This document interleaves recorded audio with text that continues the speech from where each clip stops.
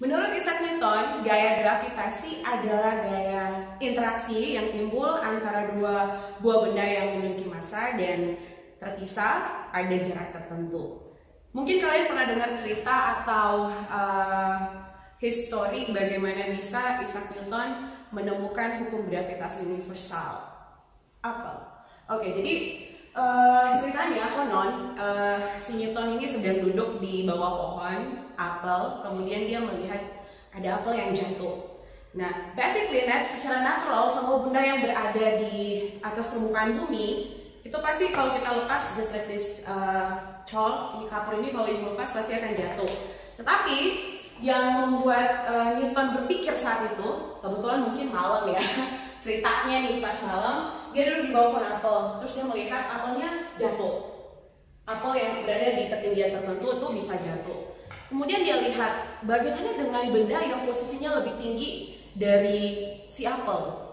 Apakah dia masih tetap akan jatuh juga ke bawah? Kalau posisinya lebih tinggi, apakah dia masih tetap akan jatuh juga? Kalau itu lepas, dia juga semua pasti akan jatuh. Jadi seolah-olah ada gaya yang menarik benda apapun itu yang di permukaan bumi untuk jatuh ke arah bumi. Kemudian si Newton berpikir lebih jauh lagi. Bagaimana dengan bulan yang posisinya jelas banget jauh di atas permukaan bumi? Apakah juga bulan mengalami tarikan si bumi? Nah, dari situlah asal mula si Newton mulai mengembangkan, mulai berpikir mengenai konsep dari gravitasi.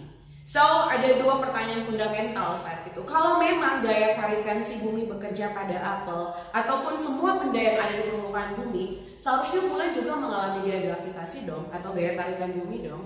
Tapi kenapa apel jatuh, tapi bulan justru bergerak mengelilingi si bumi? Nah, itulah dua pertanyaan itu yang mungkin akan kita jawab, yang kalian akan tahu jawabannya saat kita mencoba membahas secara tuntas mengenai hukum gravitasi universal. So, anggap saja saya memiliki dua benda bermassa berdasarkan Newton. Menurut Newton, pada kedua benda bermassa ini akan ada gaya interaksi. Kita sebut saja gaya gravitasi, atau ini benda satu, benda dua, maka akan ada gaya satu dan gaya dua. Nah, gaya interaksi yang terjadi pada kedua benda tersebut merupakan pasangan dari gaya aksi-reaksi. Oleh karena itu, besarnya dipastikan sama. Dan arahnya juga akan berlawanan arah. Dan seberapa besar gaya gravitasi yang bekerja kedua benda ini sama seperti yang sudah kalian coba cari, coba kalian kembangkan pada LKPD yang sudah diberikan di awal kegiatan pembelajaran.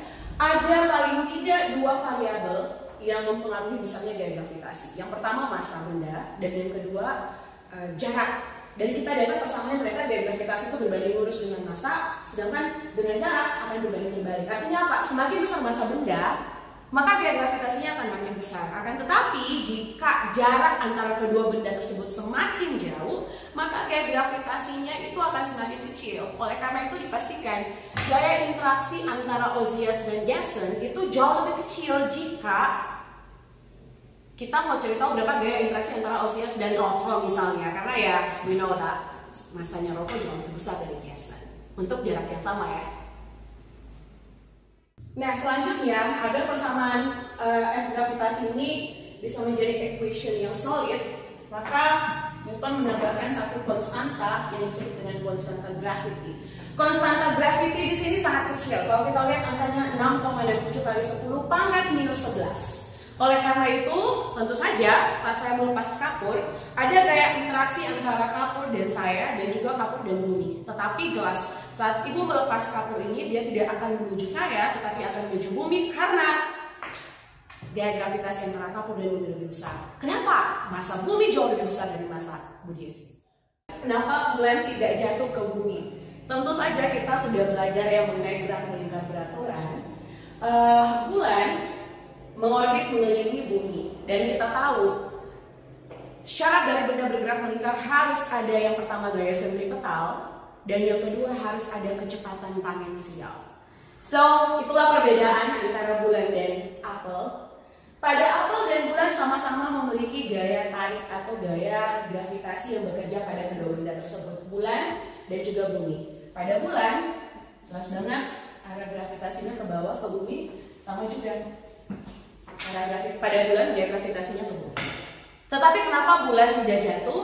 Karena pada bulan juga terdapat kecepatan tangensial, sehingga tidak jatuh tapi justru berputar bergerak mengelilingi bumi. Yang menjadi pertanyaan, kita tahu bahwa bumi memiliki satu satelit namanya bulan. Jupiter, Saturnus itu juga memiliki satelit, tetapi lebih dari satu.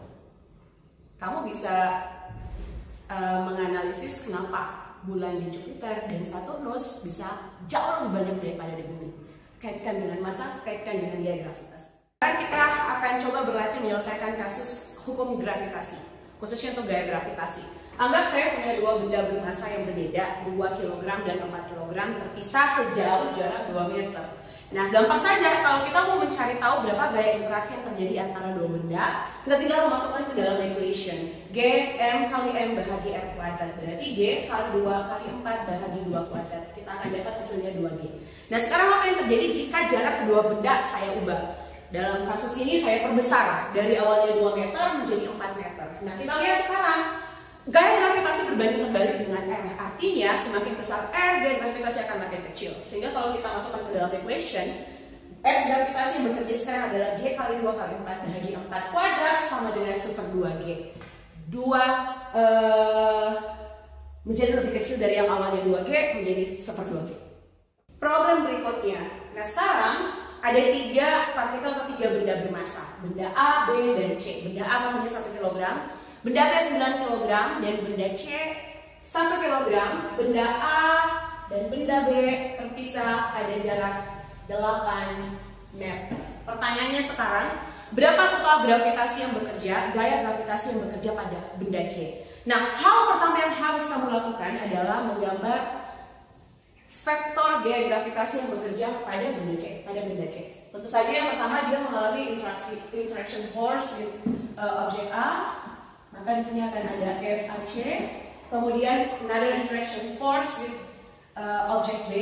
So ini akan saya tulis FBC. Sehingga kita bisa lihat ada dua gaya yang bekerja dengan arah yang berbeda. Sehingga kita bisa tulis F resultan. Tentu saja kita anggap yang tekanan positif ke kiri negatif.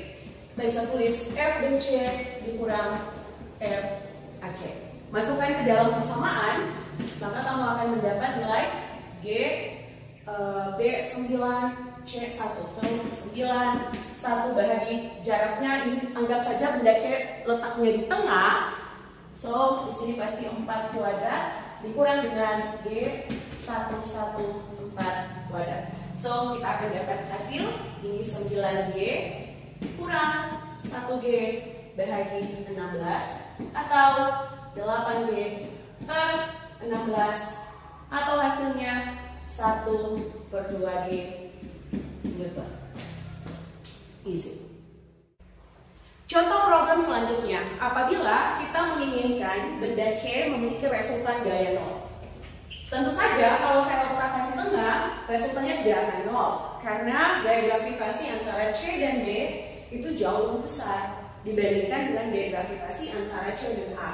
Alasannya massa B jauh lebih besar daripada massa A.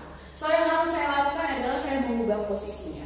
Tentu saja kita harus mengikuti kaidah bahwa gaya gravitasi itu berbanding lurus dengan M dan berbanding terbalik dengan R. So untuk memperkecil gaya gravitasi antara C dan B, maka yang harus saya lakukan, saya harus memindahkan C menjauh atau mendekat. Tentu saja saya harus memindahkan menjauhi si B supaya gaya gravitasinya makin kecil. So anggap saja ini adalah letak C. Kita nggak tahu ini berapa jaraknya, so kita harus membuat permisalan. Suppose this is X. Oleh karena itu, yang ini besarnya tentu saja 8 kurang X.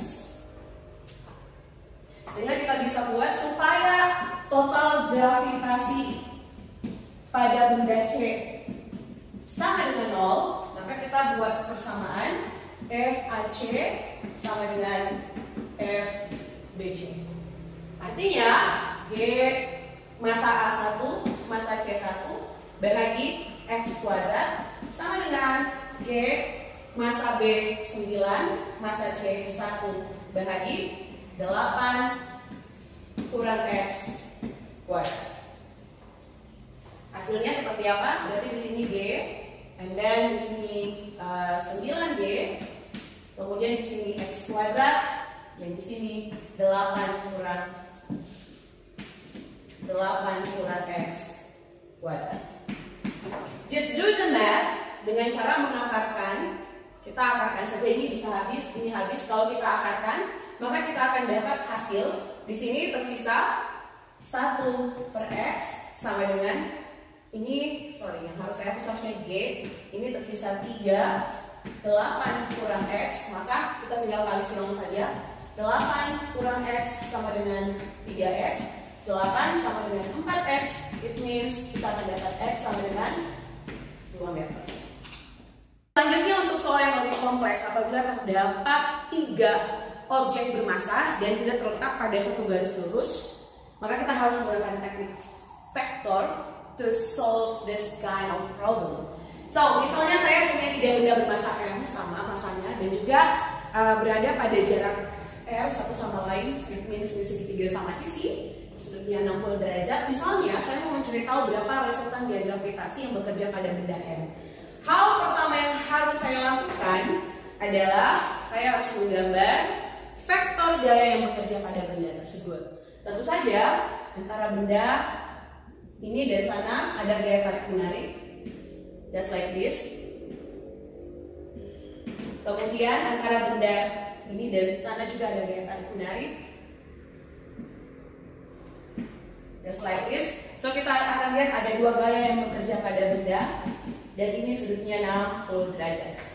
Kita bisa lihat dengan menggunakan metode jejar jenjang, saya bisa menggambarkan kira-kira yang menjadi vektor resultannya adalah, so this is the FG total resultan. Kamu bisa menggunakan metode vektor atau metode jejar jenjang, nanti saya bisa tulis FG sama dengan akar F1 kuadrat tambah F2 kuadrat tambah 2F1 F2 cos theta. Jangan lupa F1 ini adalah G M M M kuadrat. So, sekian penjelasan tentang gaya Newton. Semoga kalian mengerti. Setelah ini akan ada latihan soal untuk lebih memperjelas how to solve problem about gravity. Good luck!